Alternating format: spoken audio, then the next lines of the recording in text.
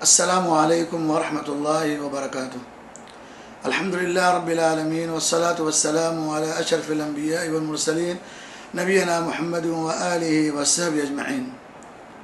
قال اللہ سبحانہ وتعالی فی کتابہ المجید: یا ایہا الذین آمنوا اتقوا اللہ ولتنظر نفس ما قدمت لغد۔ وعن شداد بن اوس رضی اللہ تعالی عنہ قال: قال النبی صلی اللہ علیہ وسلم: الکیس من دان نفسه وعمل لما بعد الموت والعاجز من اتبع نفسه هواها وتمنى على الله الاماني۔ معزز مشاہدین کرام، محاسبہ نفس، اپنے نفس کا محاسبہ کرنا ایک نہایت اہم اسلامی عمل ہے جو انسان کو گناہوں سے بچانے، نیکیوں کی طرف راغب کرنے اور اپنے اعمال کی اصلاح کرنے میں مدد دیتا ہے۔ جس طریقے سے ہم نے قرآن آیت ابھی آپ کے سامنے پیش کی، سورہ حشر کی آیت نمبر 18 میں اللہ رب العالمین نے ارشاد فرمایا: یا ایھا الذین آمنوا اتقوا اللہ، اے اہل ایمان اللہ رب العالمین سے ڈرو، اے مومنو اللہ کا تقوی، اللہ کا خوف اختیار کرو، اور کل کے آنے والے دن کے لیے تم نے کیا تیاری کر رکھی ہے۔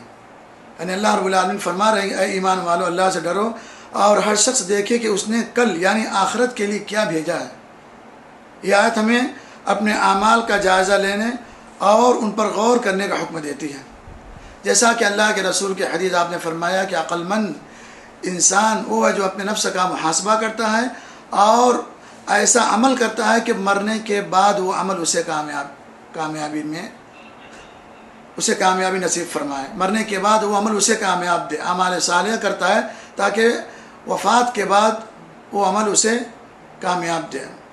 اسی طریقے سے اللہ نے فرمایا کہ والعاجز من اتبع نفسه هواها، بیچارہ، لاچار، مسکین اور بیوقوف انسان وہ ہے جو عمل نیک نہیں کرتا ہے، خواہشات نفس کی اتباع کرتا ہے اور اللہ رب العالمین پر بڑی بڑی امیدیں باندھتا ہے۔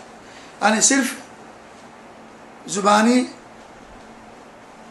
دعوے سے کچھ نہیں ہوتا ہے، انسان کو عمل کرنا پڑتا ہے تاکہ اگر ہم اپنے نفس کا محاسبہ کرتے رہیں گے تو ہم گناہوں سے محفوظ رہیں گے۔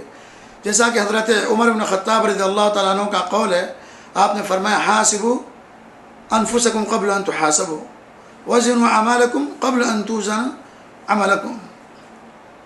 توزن علیکم، کہ لوگوں اپنے نفس کا محاسبہ کرو قبل اس کے کہ تمہارے اعمال کا محاسبہ کیا جائے، تمہارے اعمال کا وزن کیا جائے، قبل اس کے کہ تمہارے اعمال کا محاسبہ ہو، تم اپنے نفس کا محاسبہ کرتے رہا کرو۔ جب انسان اپنے نفس کا محاسبہ کرے گا تو یقیناً اس کے اندر خیر آئے گا اور محاسبہ کرنے کی وجہ سے وہ برائی سے بچتا رہے گا۔ تو حضرت عمر نے کیا فرمایا؟ اپنے نفس کا محاسبہ کرو قبل اس کے کہ تمہارا حساب لیا جائے، اپنے اعمال کو تولو قبل اس کے کہ وہ تم پر تولے جائیں۔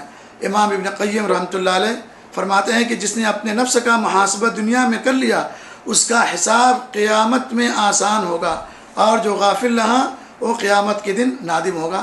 لہذا ہم تمام کو اس بات کی فکر کرنا چاہیے کہ اپنے نفس کا محاسبہ کریں، اللہ کا خوف، اللہ کا تقوی اختیار کریں تاکہ دنیا میں بھی ہمارے لیے اچھی زندگی گزرے اور مرنے کے بعد جو زندگی ہو اچھی زندگی گزرے۔ اللہ رب العالمین ہمارے اس عمل کو، ہماری اس عبادت کو، ہمارے اس محاسبہ نفس کو جنت کے حصول کا ذریعہ بنائے۔ وجزاکم اللہ خیر، والسلام علیکم، السلام علیکم ورحمۃ اللہ وبرکاتہ۔